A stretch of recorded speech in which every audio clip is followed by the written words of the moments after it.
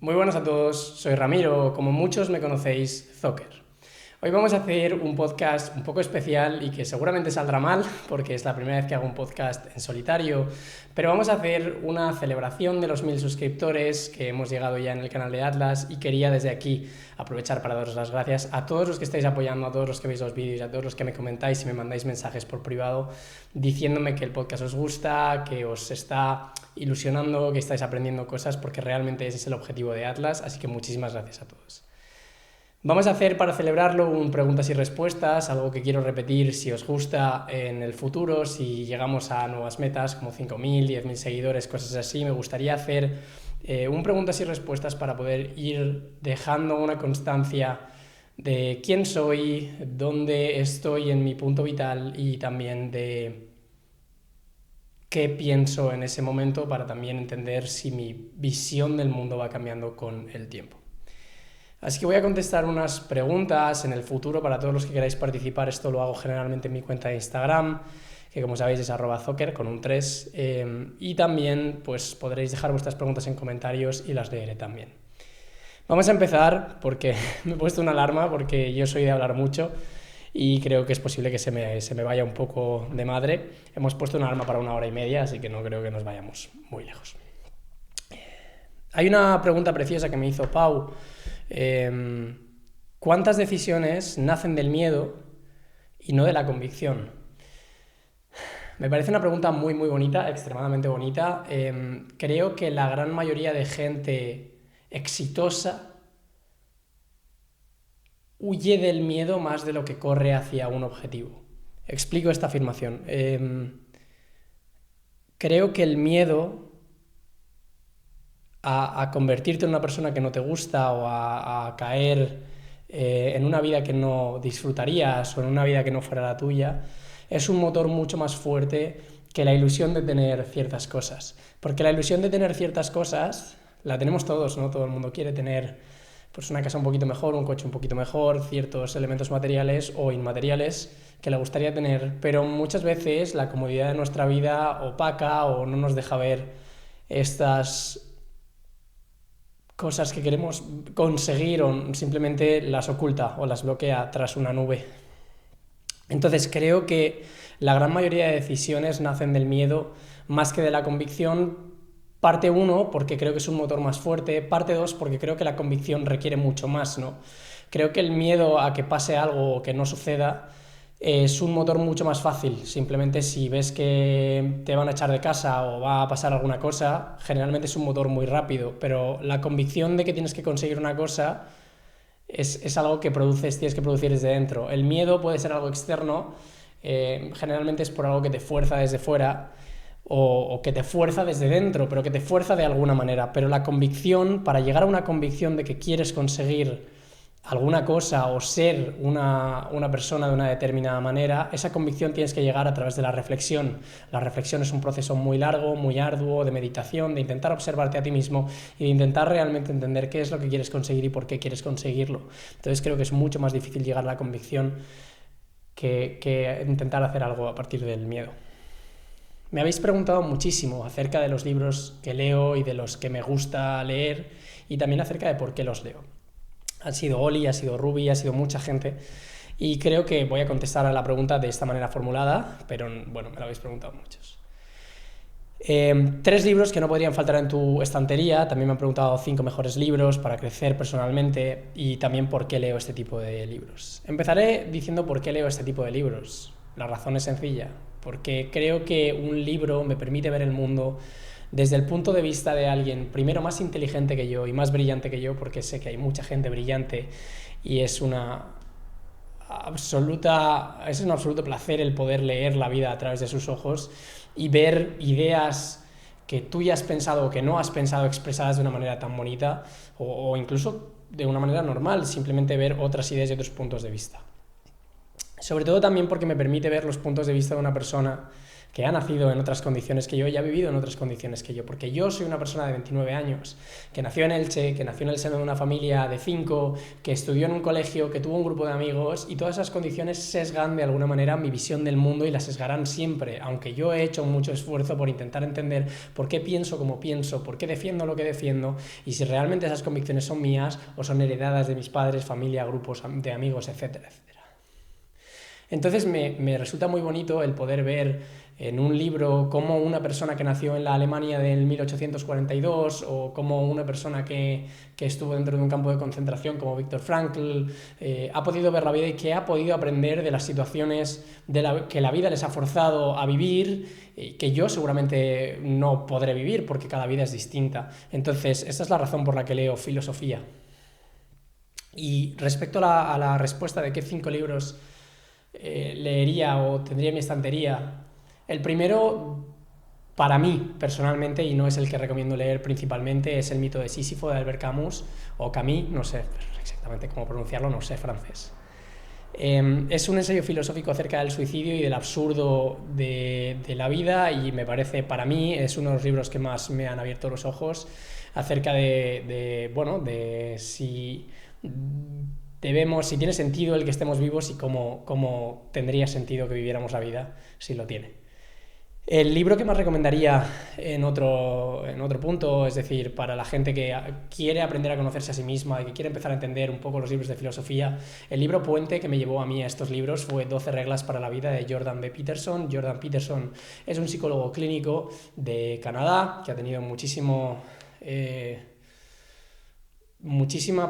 presencia pública en los últimos años, sobre todo después de que intentaron aprobar la Bill C-16, no sé traducir esto, pero creo que era una nueva ley, allá por 2018, creo recordar, y bueno, es un señor que llevo siguiendo muchísimo tiempo y cuyas ideas han influido mucho en mi manera de pensar, aunque después de un tiempo pues difiero de algunas cosas de él, pero me parece un libro absolutamente maravilloso y muy bonito, en el que, por ejemplo, hay una regla que me parece preciosa. Di la verdad o al menos no mientas. Esta regla parece una tontería y en general las reglas cuando las lees en el libro parecen como bobadas, ¿no? Acaricia a un gato cuando lo veas por la calle y dices, bueno, vale, lo haré. Pero lo bonito del libro es que Jordan Peterson te explica el por qué una tontería como di la verdad o por lo menos no mientas es tan importante. Decir la verdad implica que estás orgulloso o por lo menos que no te arrepientes de las cosas que haces en tu día a día. Si yo en mi día a día estuviese drogándome, saliendo de fiesta o haciendo ciertas cosas de las que no estoy orgulloso o simplemente yéndome a emborracharme con mis amigos en vez de trabajar, me saltara el instituto, me saltara el ir al trabajo, estuviese haciendo daño a gente y alguien me preguntara qué hago en mi día a día, seguramente tendría que recurrir a la mentira. ¿Por qué? Porque la verdad no es lo suficientemente bonita para que yo pueda decirla o porque no me siento orgulloso de mi verdad. Entonces, la fuerza de decir la verdad no es tanto el hecho de decirla o no mentir, sino el hecho de que para decir la verdad en tu vida tienes que vivirla de una manera en la que estés orgulloso de ella. Y eso implica que en muchas situaciones, si yo quiero decir la verdad y estoy haciendo algo que no me gusta o que no voy a poder decir, eso me obliga o bien a no decir la verdad o bien a no hacer esa cosa. Y entonces generalmente te guía en un camino un poco más hacia la luz o un poco más bonito para mí. También creo que decir la verdad es una de las cosas más importantes que hay que hacer en la vida y es muy difícil porque muchas veces decir la verdad implica hacer daño, por lo menos a corto plazo, a una persona que quieres o que no, pero implica hacer daño a una persona en ciertas ocasiones. Y hacer ese daño a corto plazo es importante porque si tú mientes a una persona para complacerla o para hacer que se sienta mejor, construyes tu relación con esa persona sobre una mentira y sobre los cimientos de la mentira no se puede construir nada real, porque en algún momento esa mentira se destapará y todo caerá. La relación que estás construyendo no será tuya, sino que será de la persona de mentira que estás creando. Tercer libro diría que La vida simple, de Sylvain Tesson, que habla de un señor francés de París, año 1800 creo recordar, pero no lo recuerdo muy bien, que se va a vivir a Siberia a una cabaña al lado del lago Baikal y aprende, bueno, es una escritura muy bonita, no es de filosofía en absoluto, es un libro muy muy bonito. El hombre en busca de sentido sería el cuarto, es un psicólogo o psiquiatra, no recuerdo, creo que es psicólogo, Viktor Frankl, que vive en los campos de concentración, en Auschwitz y en algún otro, y narra su historia, la historia de por qué ciertas personas fueron capaces de aguantar el horror al que se sometía la gente en un campo de concentración, y cómo los que no tenían un por qué vivir, ya sea volver a ver a sus hijas, volver a ver a su esposa, publicar algún estudio, llegar a volver a ver su casa, lo que sea, aquellos que no tenían un por qué acababan rindiéndose antes que aquellos que tenían una razón por la que seguir viviendo. Y menciona una de las frases más bonitas, esta vez sí de Nietzsche, porque creo que la última vez dije una de Carl Jung. Una de las frases más bonitas de Nietzsche es: aquel que tiene un porqué puede aguantar cualquier cómo. Esta frase es preciosa porque al fin y al cabo lo que nos demuestra es que lo que te hace aguantar una situación que quizá no es halagüeña o que no es bonita, no es que tú quieras conseguir algo material o de alguna manera, es tener un porqué, una razón fuerte, ya sea tu madre, tu hermana, la salud o quizás es algo material lo que te empuja. Pero no tener una razón por la que conseguirlo generalmente te aboca al fracaso o a no ser capaz de hacerlo, ¿no? Hay una frase que viene a colación que es: ningún viento es favorable para el barco que no sabe hacia dónde navega, para aquel que no sabe hacia dónde navega. Aquel que tiene un porqué puede aguantar casi cualquier cómo. Es una frase que tiene mucho peso en mi vida a día de hoy. Y como quinto libro, se me ha olvidado el que iba a decir, lo tenía en casa, así, Biografía del Silencio. Biografía del Silencio es un libro de Pablo Dors, es un sacerdote español que narra su camino hacia empezar a meditar, y es el libro con el que empecé a meditar, que yo, es una práctica que al principio pensaba que era una tontería, la verdad, digo yo, esto es una bobada, esto es una memez, pero la meditación es uno de los hábitos que más me han ayudado a conocerme a mí mismo, y os recomiendo encarecidamente a los que queráis intentarlo, que lo hagáis. ¿Cómo crees que una persona podría encontrar libertad? La libertad se encuentra principalmente definiéndola. Cualquier objetivo que quiera conseguir una persona tiene que empezar por definirlo. Si yo digo, es que quiero ser rico, pero no defino qué significa ser rico para mí, jamás voy a llegar a ser rico. Si para mí ser rico es tener 1 millón de euros, quizá el camino es ahorrar con mi trabajo, empezar a invertir, quizá es empezar a vender ciertas cosas, quizá es empezar a hablar con ciertas personas o lo que sea. Pero si yo no defino cuánto es ser rico, quizá llego a tener 10.700 millones y para mí eso no es ser rico porque no lo he definido. Creo que lo primero para encontrar tu libertad es definir qué te hace libre. A mí personalmente yo tengo claro que es qué cosas me hacen sentir libre, es ser dueño de mi tiempo y poder decidir si quiero compartir cierto tiempo con y con quién quiero compartir ese tiempo, ¿no? O si quiero utilizarlo para trabajar, si quiero hacer deporte. Para mí eso es ser libre. Creo que para encontrar la libertad primero tienes que definirla. Aquí hay una pregunta que me hizo un amigo que parece muy simple, pero es: ¿qué tal estás? Estoy muy bien.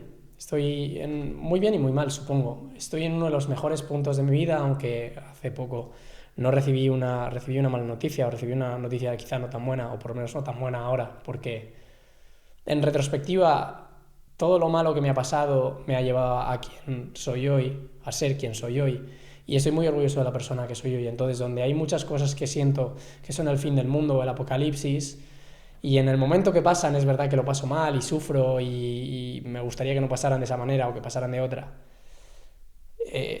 cada vez más intento entenderlas como algo que me va a hacer crecer y que me va a hacer ser mejor en el futuro. Entonces intento aprovechar los tiempos buenos con la gente que quiero, e intento aprovechar los tiempos malos para aprender de ellos. A este respecto también viene a colación, viene a la mente una de las normas de Jordan Peterson, que es: acaricia a un gato cuando lo veas por la calle. Esta regla explicada es una de las más bonitas que he leído en mi vida, y básicamente te habla de que su hija desde el principio, desde que nació, tuvo un problema en la cadera y prácticamente no podía andar, que mucha gente le iba a decir que jamás iba a volver a andar, que ella cojeaba mucho, y su padre le dijo: jamás utilices tu enfermedad como excusa para no hacer las cosas que tienes que hacer. Y básicamente te habla de que una niña con ese problema de cadera, que no puede jugar, que no puede hacer ciertas cosas, es muy fácil regocijarse en lo malo que te pasa, ¿no? Y decir, es que me ha pasado esto, es que me ha pasado lo otro. Y lo difícil y lo verdadero, o lo que te hace crecer, es decir, vale, tengo estas condiciones cómo puedo seguir haciendo las cosas bien. Y tiempo después te cuenta que ella consigue un reemplazo de cadera, creo que es recordar, y que es un momento muy feliz para su familia. Jordan habla de que hay muchos momentos en la vida en los que vamos a tener un familiar enfermo, o perdemos un familiar, o perdemos, o nos pasa algo. La vida nos va a hacer daño en muchos momentos y nadie se va a librar de ella. Como decía Rocky, ¿no? Nobody's gonna hit as hard as life.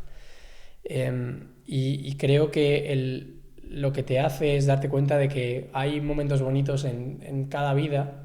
Igual ese momento bonito es llamar a tu madre y poder hablar con ella si ella sigue viva. Igual ese momento bonito es que se te acerque un gato y te permita acariciarlo. Aprovecha los momentos bonitos e intenta disfrutarlos. ¿Por qué he conseguido mis objetivos y no me siento feliz? Esta es una pregunta que también me parece bastante bonita. Es porque, y dependerá de la persona la respuesta, pero mi respuesta fue que mis objetivos nunca fueron algo que me haga feliz. Creo que todo el mundo puede tener objetivos, ya sea materiales o inmateriales, pero en el momento en el que te das cuenta de que cuando compras un coche nuevo, que es el que llevas esperando 5 años para poder comprar, y entras, al principio es como algo que jamás debería ser mancillado, que no quieres que le pase nunca nada, pero después de meses acaba siendo tu coche, o acaba siendo tu casa, o acaba siendo lo que sea. Ningún bien material te va a hacer feliz más que fugazmente, y para mí la lección que aprendí fue que la felicidad jamás va a provenir de los logros que te propongas, sino de la gente que te acompaña a conseguirlos y del camino hacia ello. ¿Para qué estamos aquí? ¿Cuál es nuestro propósito? Esta es una pregunta a Julio, que es amigo personal mío. Y le voy a decir que no tengo ni idea de cuál es el mío, así que no voy a saber cuál es el tuyo. A día de hoy yo no sé cuál es mi propósito ni el de ningún otro ser humano, y entonces el mantra por el que intento vivir mi vida es intentar ver de lo que soy capaz. Me haría muy feliz saber de qué soy capaz. Es la razón por la que entreno tan duro, es la razón por la que leo, es la razón por la que intento utilizar menos el móvil, es la razón por la que intento hacer cosas en pos de ser mejor, porque realmente no tiene ningún sentido. Es decir, yo me voy a morir igual que todo el mundo, igual me moriré más tarde que un señor que fuma, o igual me atropella un coche mañana. Nada de esto tiene sentido, pero para mí me hace bastante feliz el intentar ver que si yo vine de ser un chaval de 53 kilos, nacido en una familia de Elche, del que todos se reían porque era el más débil de clase, y ahora puedo levantar pues 200 kilos en peso muerto, si vengo de ahí, hasta dónde puedo llegar si sigo esforzándome, ¿no? Ese hasta dónde puedo llegar me hace moverme por las mañanas y me hace feliz. ¿Cómo construir autoestima y confianza cuando el ego es necesario y cuando se vuelve tóxico? Para construir autoestima yo creo que aquí me voy a remitir a una persona que es infinitamente más sabia que yo y más inteligente que yo, que es Alex Hormozi. Su definición de autoestima, o la manera en la que él dice que hay que construir autoestima, es que la autoestima se consigue teniendo una montaña de pruebas de que eres quien dices ser. La autoestima realmente no es más que la confianza en uno mismo. Y tú, si no tienes confianza en ti mismo, pero detrás de ti hay cientos y cientos de veces que lo que tú dudas que puedes conseguir, lo hiciste, al fin y al cabo vas a mirar atrás y vas a decir: es que siento que no puedo, pero mirarás atrás y dirás: es que ya lo he hecho 150 millones de veces.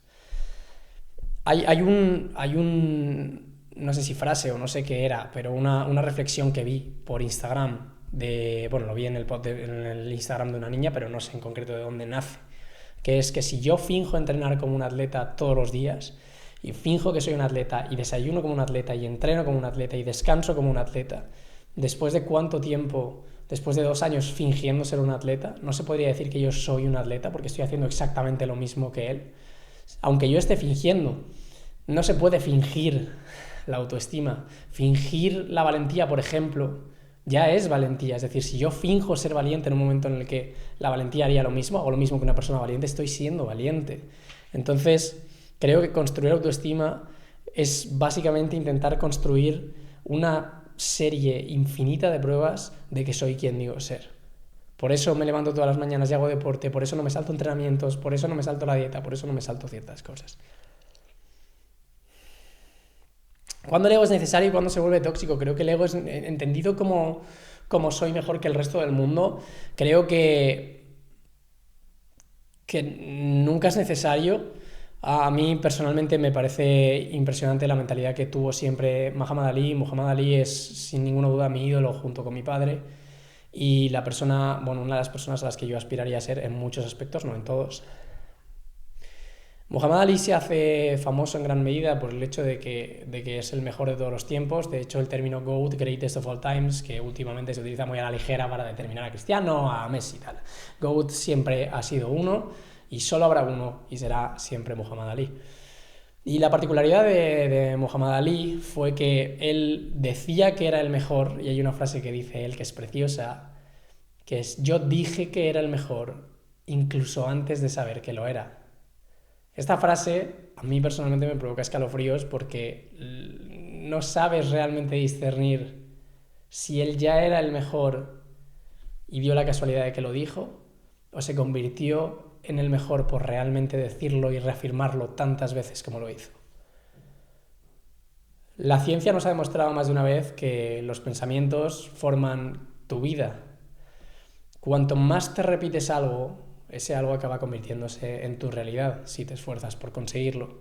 Y la mentalidad de Ali es una que yo jamás quiero quitarme de la cabeza, que es soy el mejor. Entonces el ego entendido como soy el mejor o quiero conseguir ciertas cosas me parece que es importante.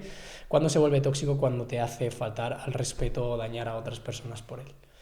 Creo que ningún ego justificaría hacer daño a otras personas. ¿Qué es para ti la felicidad? Para mí la felicidad es complicado porque la felicidad para mí son momentos. Creo que la felicidad, lo más importante, es una cosa que leí en La vida simple, que es el tercer libro que creo que he recomendado. Hay una frase que es absolutamente preciosa de Sylvain Tesson en el libro La vida simple, que dice: ser feliz es saber que se es. Son 7 palabras, es muy simple, pero te hace darte cuenta de que la felicidad muchas veces no está en tener un coche o en tener una relación o en darte un beso o en estar con una determinada persona o en un abrazo. Está en pararte a darte cuenta de que te está abrazando una persona que quieres, a darte cuenta de que estás hablando con una persona que amas, a darte cuenta de que estás viendo atardecer en la playa o que estás viviendo un momento de tu vida que te hace feliz. Ser feliz es saber que se es. Para mí la felicidad ahora mismo es estar presente en los momentos que me hacen feliz. ¿Y qué momentos me hacen feliz? Pues me hace feliz hacer deporte, me hace feliz estar con la gente que amo, con mi familia.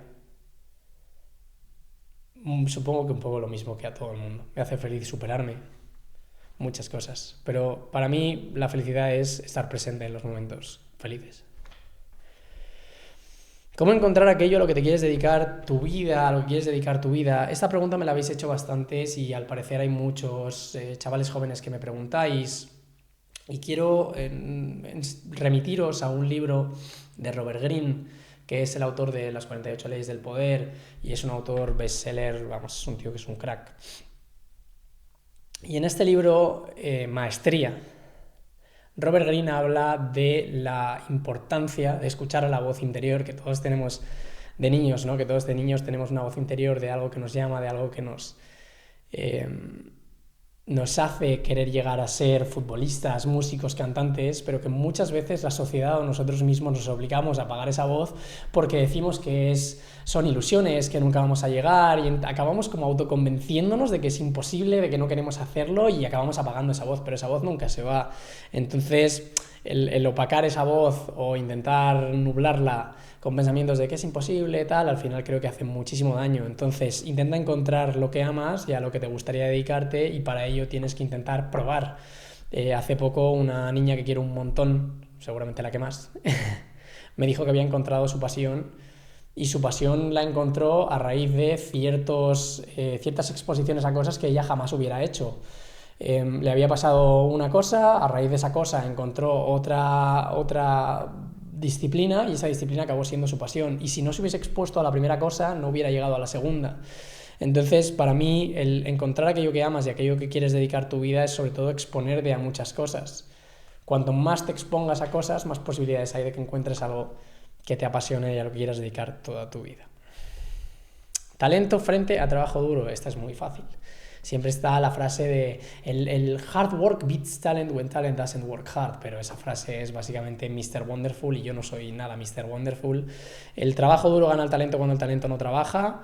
Sí, el talento trabajando muy poquito gana a cualquier persona sin talento con trabajo duro. Rodrigo lo dijo en el podcast número 3, juraría, o 4, 3. Básicamente, todas las personas que vemos ganando en absolutamente cualquier disciplina son personas que tienen talento para ello. Por supuesto que han trabajado durísimo, y el trabajo duro es muy importante, pero es mucho más importante el talento. ¿Qué te ayuda a salir cuando tocas fondo? Tú mismo. No sé por qué he apuntado esta pregunta porque me parece quizá demasiado profunda y no sé ni siquiera si sé responderla. ¿Qué te ayuda a salir cuando tocas fondo? Tiene que ser una llama de algo que te haga querer ir hacia esa luz. Esa llama puede provenir de cualquier otra persona, pero no puede realmente provenir de otra persona, porque si tu llama o tu luz viene de las personas que te rodean, si esas personas en algún momento no están, tú volverás a apagarte. Entonces, la mano que esperas que alguien te dé, te la tienes que dar tú mismo. ¿Cómo hacer eso? No lo sé. Meditando, hablando con un psicólogo para intentar... Sobre todo es intentar, creo, entenderte. Entender por qué estás en el fondo, qué es el fondo. Y qué sería salir del fondo para ti y qué pasos tienes que empezar a dar para hacerlo. Yo cuando estaba en mis peores momentos, pues lo que hice fue, pues voy a intentar hacerme lo más fuerte posible y voy a hacer las cosas que aborrezca. Y empecé a hacer cardio, lo odiaba hacer cardio, nunca había hecho cardio hasta hace 2 años, ahora es parte de mi vida. Empecé a saltar a la comba, empecé a pasar frío pronto por la mañana, pasar frío lo odio, lo aborrezco. Empecé a saltar a la comba en enero a 0 grados sin camiseta para pasar frío, empecé a exponerme al agua, a las duchas de agua fría y todas estas cosas. Y al final lo que te da es que te acabas acostumbrando a la incomodidad, y la incomodidad voluntaria lo que hace es que tú seas capaz de soportar cuando esa incomodidad sea forzada en tu vida. Me explico. Si yo estoy acostumbrado a sufrir porque voy al gimnasio a pesar de que no me apetezca, porque me esfuerzo para sacar la última repe, porque me esfuerzo para seguir corriendo esos 30 segundos extra, pues que me esfuerzo para intentar hacer una cosa que sé que duele o que sé que me molesta, porque me esfuerzo para hacer una cosa que sé que odio pero que es importante. Cuando yo estoy acostumbrado a este sufrimiento, luego el sufrimiento que la vida me va a imponer, y me lo va a imponer, será un poquito más llevadero. ¿Cómo ser disciplinado? ¿Cómo cambiar sin motivación?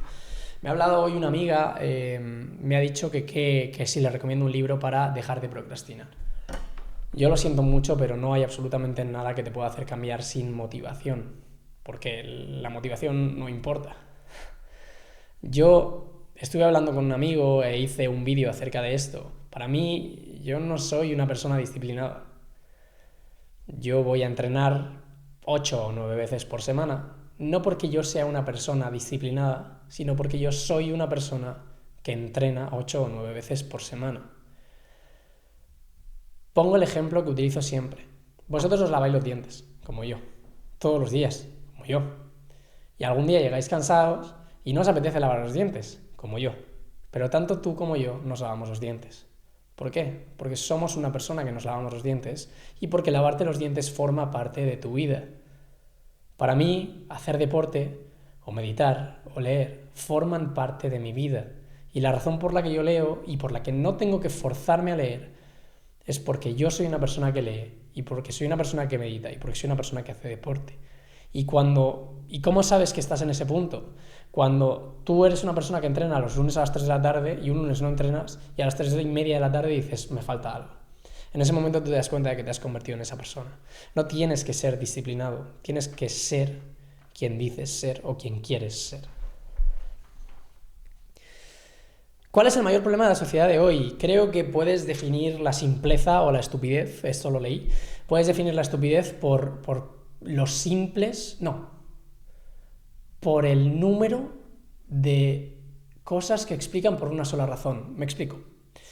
Si tú dices que el problema de la sociedad ahora mismo es la izquierda, o que el problema de la sociedad es la derecha, o que el problema de la sociedad es cualquier cosa, todo lo que tú atribuyas a una sola cosa básicamente demuestra que eres una persona muy simple, o que eres una persona que jamás se ha molestado por entender el mundo, porque en el mundo no hay blancos y negros. El mundo es gris. Y hay cosas que la gente hace bien, cosas que la gente hace mal, cosas que son un poco buenas y que harán daño a otras personas, cosas que son un poco malas pero que beneficiarán a otras, y es un poco el yin y el yang. No soy yo una persona que conozca mucho, esto es el Tao, creo. Pero lo que yo entiendo es que no hay un mal en la sociedad a día de hoy, y creo que hay una amalgama de cosas que estamos haciendo pues quizá peor que nuestros antepasados, pero ellos también tendrían sus problemas. Creo que al final el That Grass looks greener, o el césped siempre se ve más verde en el otro lado, es porque el pasado se recuerda como muy bonito.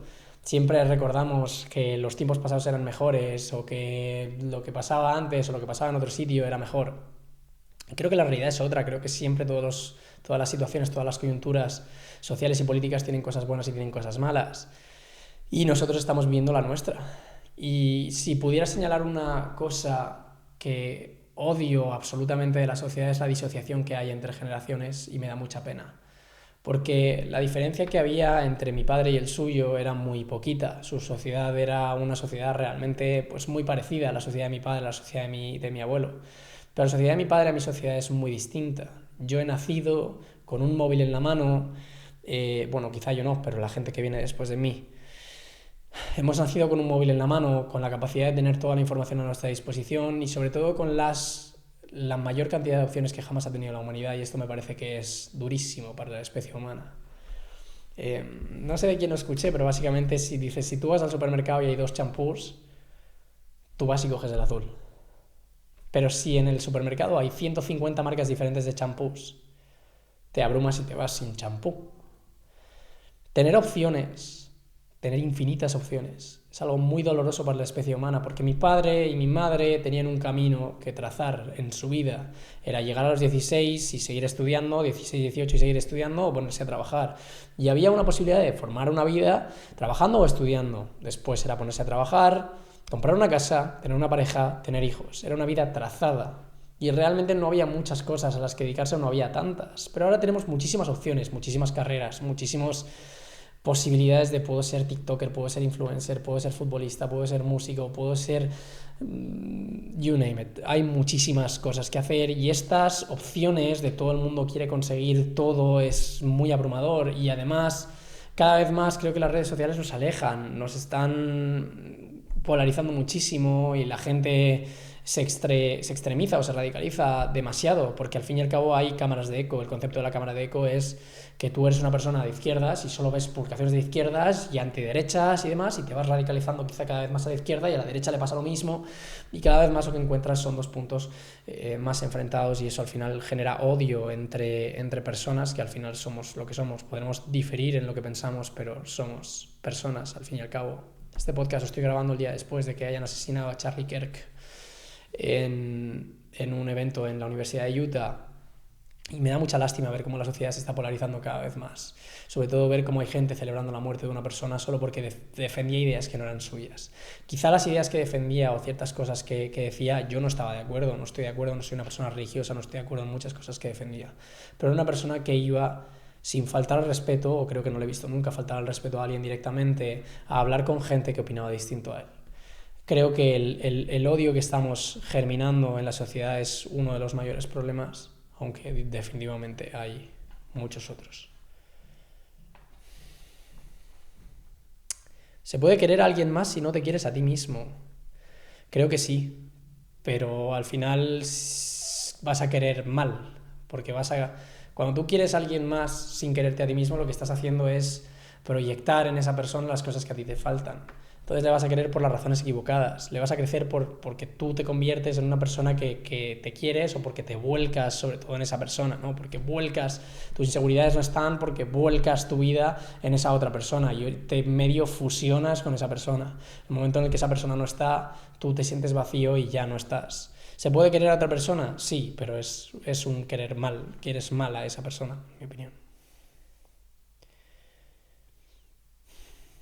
¿Cómo ser fiel a uno mismo en el mundo actual de la comparación y la dopamina instantánea? Me voy a remitir una vez más a una de las normas de Jordan Peterson. Compárate con quien tú eras ayer, no con quien otra persona es hoy. Todo el mundo tiene diferentes circunstancias, han nacido en otras familias, con más o menos dinero, con más o menos opciones, con más o menos oportunidades, han tenido más o menos suerte, han tenido mejores amigos que les han dado pues una oportunidad que tú nunca tendrás, o al revés. Y realmente no es sano compararte con absolutamente ninguna persona que no haya tenido tu vida y que no haya estado en tus zapatos. La única persona con la que puedes compararte y ser honesto contigo mismo es con quien tú eras ayer. ¿Estás orgulloso de la persona en que te has convertido desde hace 1 año, 2 años, 10 años? ¿Has aprendido? ¿Has sido mejor? ¿Tus decisiones te han hecho un poco más feliz? Si eso es así, creo que vas por el buen camino. Y lo de la dopamina instantánea, pues es verdad que es un problema. Yo personalmente tengo límites temporales en las aplicaciones y aún así siento que paso muchísimo tiempo en el móvil y todas estas cosas, pero bueno, estoy trabajando en ello.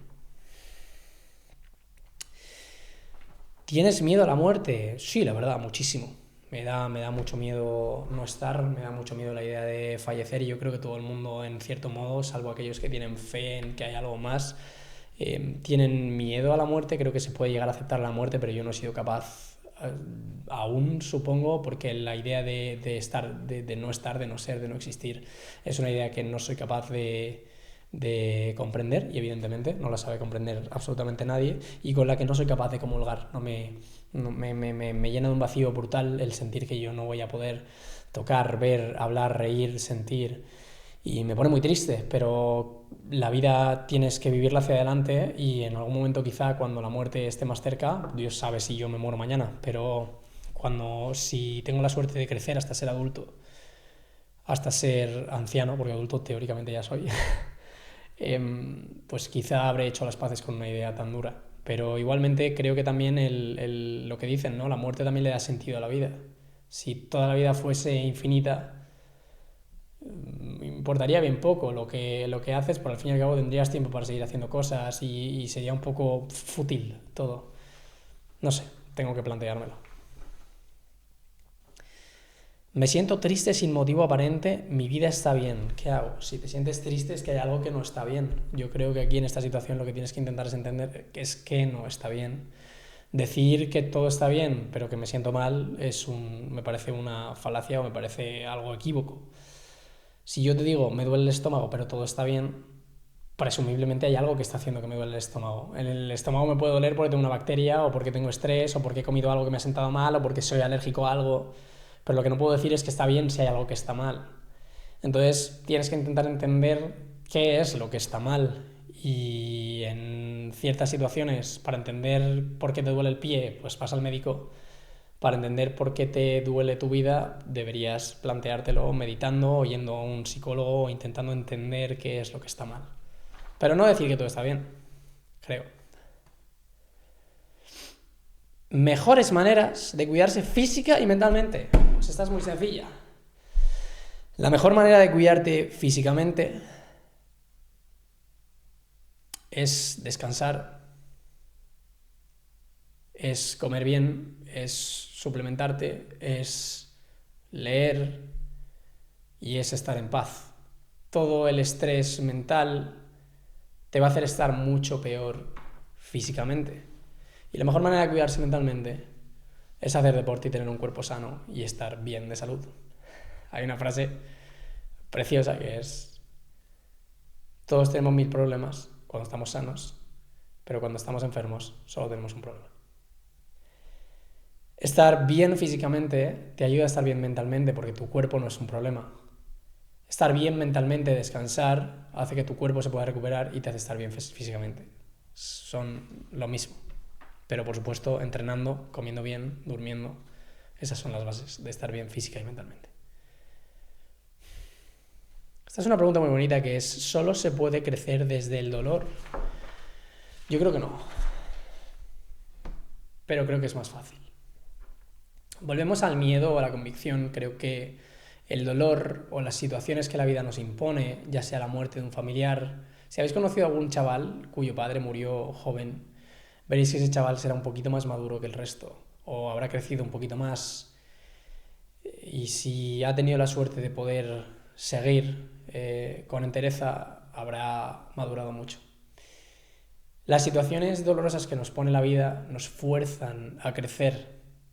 Entonces es como que no tienes otra opción que crecer para seguir adelante. Cuando tú tienes una situación muy dura delante, se te impone la madurez y da igual quién seas o qué edad tengas. Ilia Topuria estaba sin padres en un momento en el que había una guerra en Georgia, quiero recordar, y le cuidaban sus hermanas, y él tenía 9 años, 10 años, y tenía que pelearse por las calles, y eso es un chaval de 10 años que ha madurado muchísimo más que un chaval que ha vivido bajo el ala de sus padres, siempre.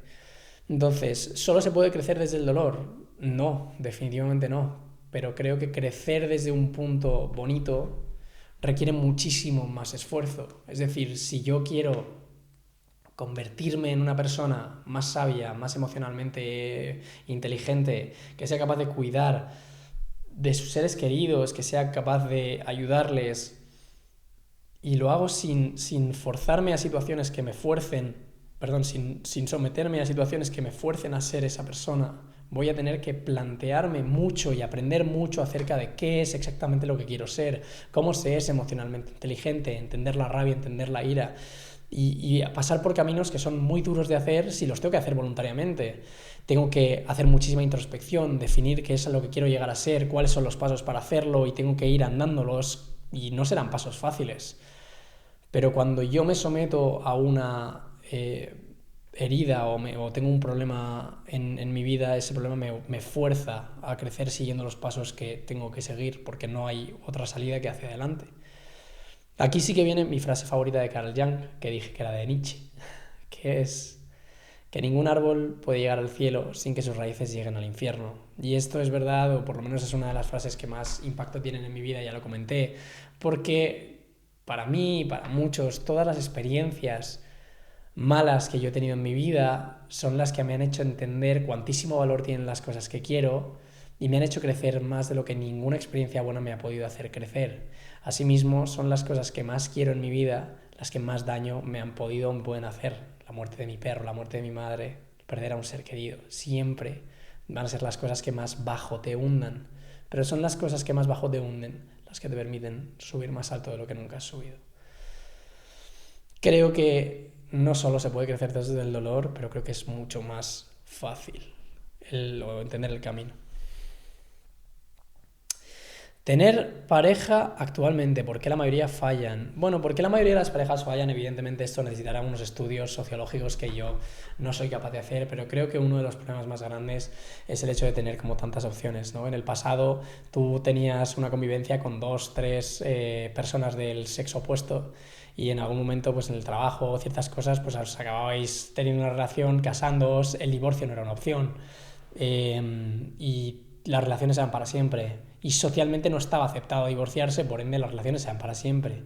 Ahora es como que el divorcio es una parte más, hay relaciones abiertas, hay como muchas normas que permiten salirse de una relación si algo va mal, red flags, hay no sé qué, y lo que se promueve cada vez más es que tú tengas una relación efímera, porque en el primer momento en el que tú tendrías que luchar por una relación, decides no hacerlo. En el pasado, si mi padre tenía una relación o la gente mayor tenía una relación y tenían un problema, tenían que intentar resolverlo. Yo siempre he sido una persona que criticaba muchísimo el matrimonio. Decía, ¿para qué te vas a casar? ¿Para qué vas a hacer un contrato estúpido?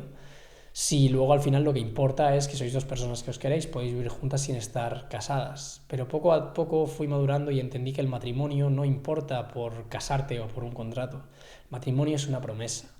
El matrimonio es la promesa a la persona que quieres, a tu pareja, a la persona que amas, de que sabes que van a haber momentos de mierda en la relación, que van a haber momentos en los que vais a odiaros, en los que os vais a pelear, en los que no vais a tener nada en común y en los que vais a querer iros los dos. El matrimonio es la promesa de que sabes que esos tiempos van a llegar y de que no te vas a ir. Y por eso me resulta tan importante la concepción o el concepto del matrimonio, porque para mí el matrimonio es la promesa de que sabes que eso va a estar, pero no te vas a ir. Creo que ahora la mayoría fallan por el hecho de que tú tienes una relación y dices, pero es que he hecho esto, me voy. En vez de intentar realmente hablar con la persona que quieres y decir, oye, esto me ha molestado, esto ha sido duro. También viene junto con la ley de la norma de decir la verdad. Me habéis preguntado solo cosas muy profundas. No me habéis preguntado mi marca favorita de ropa, ni nada por el estilo. ¿Por qué consideras los videojuegos algo negativo? Creo que a día de hoy no solo los videojuegos, sino TikTok, el entretenimiento barato, la pornografía y muchas otras cosas cada vez más están sedándonos. Hay una teoría que dice Chris Williamson que es... Déjame pensar para ver si lo digo bien. Normalmente cuando tú tienes hombres que no tienen pareja, que no tienen sexo, que no tienen trabajo, estos hombres acaban causando problemas en la sociedad. Pero a día de hoy hay muchos hombres sin pareja, hombres que no están teniendo relaciones, y estos hombres no están provocando problemas. Entonces quiere decir que hay algo en la sociedad que está supliendo el hecho de que tú tengas una relación con otra persona y el hecho de que tú tengas pues esas necesidades físicas. Creo que cosas como los videojuegos nos dan una adrenalina o nos duermen, nos sedan de alguna manera y pasamos las 5 horas después de llegar del trabajo jugando a videojuegos y nos vamos a dormir y empezamos de nuevo. Y en esas 5 horas el cerebro no tiene la capacidad de pensar en qué te falta, en que no estás teniendo una relación, en que no estás siendo... ¿Y por qué no tienes una relación? Pues quizá porque no eres un hombre atractivo. ¿Y por qué no eres un hombre atractivo? Pues porque no dedicas tu tiempo a entrenar, no te esfuerzas, porque no lees, porque no sales, porque no te atreves a hablar con una mujer. Y todas esas situaciones que tú evitas con los videojuegos te harían ser una persona mejor, también siendo mujer. Te impide pensar en qué cosas te hacen falta para crecer o qué cosas necesitas. Entonces, donde no estoy en contra de los videojuegos como algo de ocio, yo personalmente, pues si estoy con mis chavales en Discord, jugamos alguna tontería y me lo paso bien, pero yo me lo paso bien no por jugar un videojuego, sino por estar con la gente que quiero. ¿Me entendéis? Si tú te pasas tus tardes jugando a videojuegos, pues me parece que está bien, pero hasta cierto punto. Porque si tú solo pasas tu tiempo viendo Netflix, jugando videojuegos o viendo pornografía, al final lo que estás haciendo es sedarte de alguna manera y te está dando pues suficiente dopamina, suficiente exposición a algo nuevo, suficiente, yo qué sé, cualquier cosa que te impide darte cuenta de que no estás haciendo las cosas que quizá deberías hacer. Entonces, cada vez más me voy turnando en contra de este tipo de entretenimientos. Pero no quiere decir que los criminalice. A mí me gusta jugar a videojuegos. Es solo que creo que mis momentos bonitos tienen que venir de la gente que quiero, de pasar tiempo con la gente que quiero. Y por último, igual se me ha hecho hasta corto, ¿qué llevamos? Uy, casi me da una rampa, ¿eh? Ah, bueno, pero llevamos 1 hora, muy bien, no hablo tanto, había más preguntas que no he contestado por el hecho de que no me apetecía, la verdad. Y bueno, algunas las he intentado juntar y demás. ¿Existe Dios? ¿Y qué opino de los que niegan su existencia? Mi opinión es que no sé si Dios existe. Yo siempre seré agnóstico porque al fin y al cabo yo creo que Dios es algo que requiere de fe y yo no soy capaz de tener fe o no he sido capaz nunca de tener fe en un dogma o en algo que no soy capaz de ver, de mostrar a través de la ciencia o demás. Y me duele porque creo que la fe es algo precioso. Creo que la religión es algo súper importante.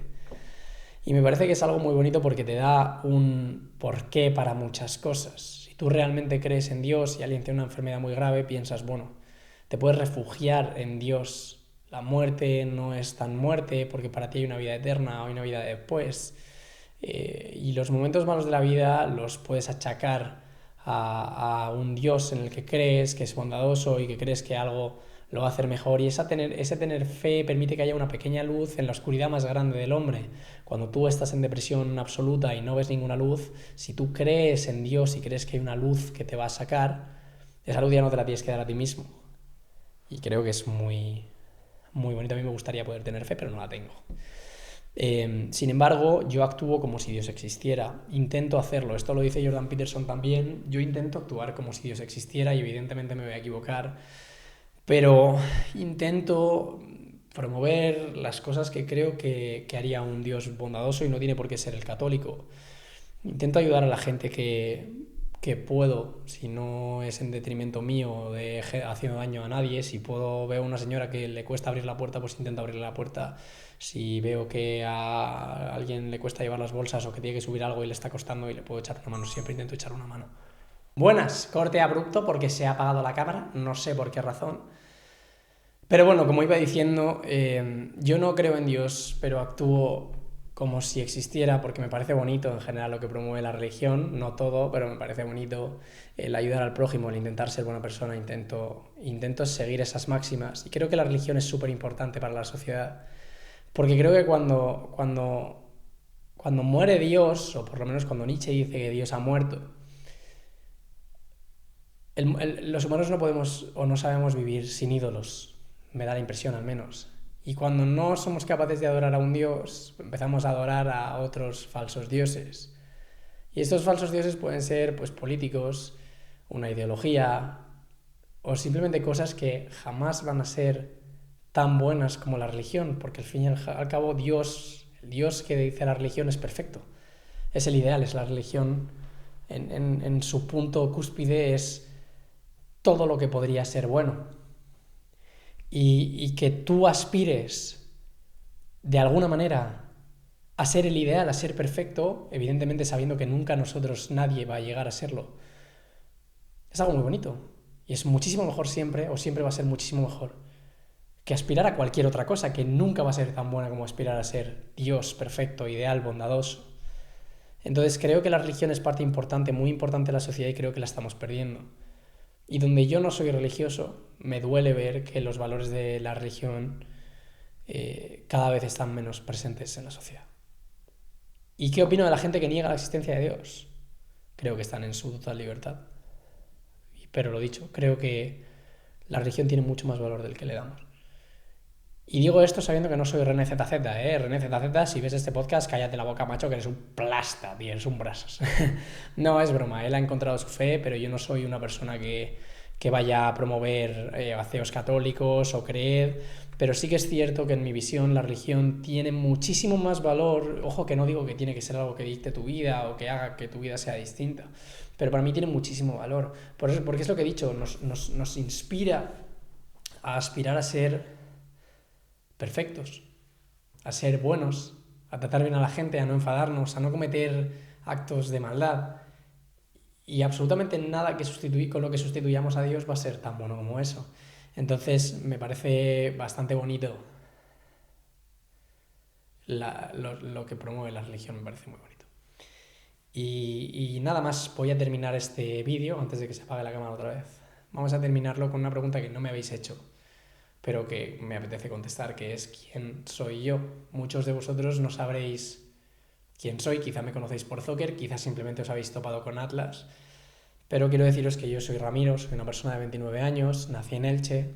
A los 18, después de haber querido vivir toda mi vida en Elche, decidí irme a Madrid, por la sencilla razón de que mi hermano, 2 años después de haberse ido a Madrid, era una persona completamente distinta.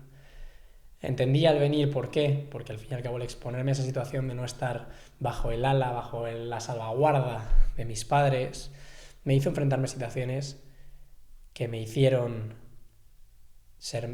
sacarme las castañas del fuego, intentar aprender a desenvolverme yo solo, ¿no? Sin ellos, sin que mi madre me hiciera la ropa, sin que me hiciera la cama, sin que tuviese amigos por el hecho de que estuvieran forzados a serlo. Sin saber cómo hacer ciertas documentaciones, ciertos papeles, sin saber cómo llegar a la universidad, al final aprendes cosas que no aprenderías de otro modo. Estudié una carrera, empecé a trabajar para Everis, una consultora tecnológica, y en Ciudad BBVA, y tiempo después tuve un ataque de ansiedad y me di cuenta de que eso no era en absoluto para lo que yo había querido vivir. Yo empecé a trabajar en algo que odiaba, empezaba a trabajar a las 8 de la mañana, salía a las 9 de la noche y digo yo, pero esto es terrible, yo siempre había querido vivir de los videojuegos y decidí dejarlo. Empecé a intentar seguir mi sueño con los ahorros que había hecho en ese tiempo trabajando, y en el COVID y demás, aunque hay algunos eventos en medio, conseguí convertirme en streamer y hacerme una personalidad en redes sociales, que había sido siempre lo que yo había soñado. Y he vivido de los videojuegos durante estos últimos 5 años y cada vez más siento que quiero buscar otro camino y que la felicidad quizás es lo que buscas cuando tienes 20 años, pero ya no es lo que busco con 30. Creo que la felicidad no tienes que buscarla, creo que la felicidad se encuentra. Creo que la felicidad quizás se encuentra pagando un precio. Y yo no quiero que mi trabajo, el jugar a videojuegos, ser streamer... Tercer y último corte brusco, perdón, la cámara se ha vuelto a apagar, ya haremos esto mejor. Nada, simplemente quería decir que para mí la felicidad a día de hoy no tiene que provenir de mi trabajo, de jugar a videojuegos, y que si la felicidad, no sé si me repito, perdón, es que ha pasado un poco de rato, que la felicidad para mí proviene de estar con la gente que quiero, y si para ello tengo que pagar el precio de no disfrutar tanto de otra cosa, o si tengo que trabajar más horas y demás, creo que merecerá la pena si a lo que vuelvo es a la familia que quiero construir o a la casa que quiero llegar, ¿no? Creo que mi felicidad tiene que provenir ya no de esa parte del trabajo, que es como que lo que pensaba cuando era un nene, que con 20 años, tengo que ser feliz en todo. Ahora creo que no, creo que cada vez más entiendo que la felicidad es algo que construyes y que nunca vas a ser feliz en absolutamente todo, y la parte de tu vida que te haga feliz, pues si puedo elegir, quiero que sea mi familia y el hogar que voy a construir en el futuro con algo de suerte. Así que nada, chicos, gracias a todos por ver el vídeo, espero de corazón que os haya gustado y nos vemos en el próximo podcast.